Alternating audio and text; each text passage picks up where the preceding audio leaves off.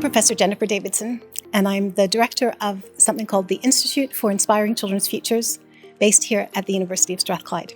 Inspiring Children's Futures does what it does because we have these great ambitions for what we want to achieve for the world. If we aren't paying close attention to how we're achieving that for children, we are going to be making the gap between our ambition and realities even bigger. If we're not paying attention to how we protect their rights, how we protect their well-being, the longer-term impact on our society and really on our global recovery will be significant. So we're keen to be rapidly addressing what the challenges are, not just globally as they were, but now in the context of COVID. What do we need to do to ensure that we can respond to their distinct needs and that we can make sure that we're realizing their rights and their needs and their opportunities for a better future for all of us?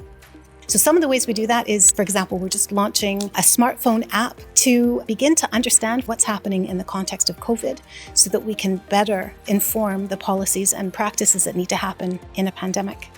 Another thing we're doing is working with the OECD, helping them to develop some tools to understand in the context of post-COVID how to ensure that children's outcomes are achieved.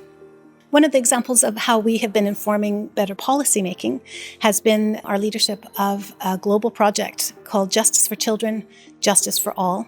And what we did there was really bring together a whole range of international partners to determine what really are the challenges that are facing all of us as we're trying to understand how to reduce the injustices that are being done to children around the world.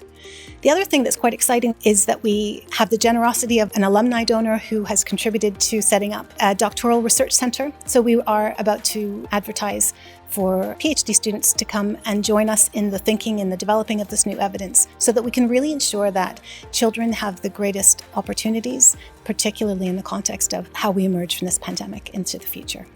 We couldn't have been doing this without all of the amazing partners that we work with around the world. We're really grateful to you for your interest in terms of what we're doing here at Inspiring Children's Futures, and we encourage you to stay in touch and indeed become involved with us as well.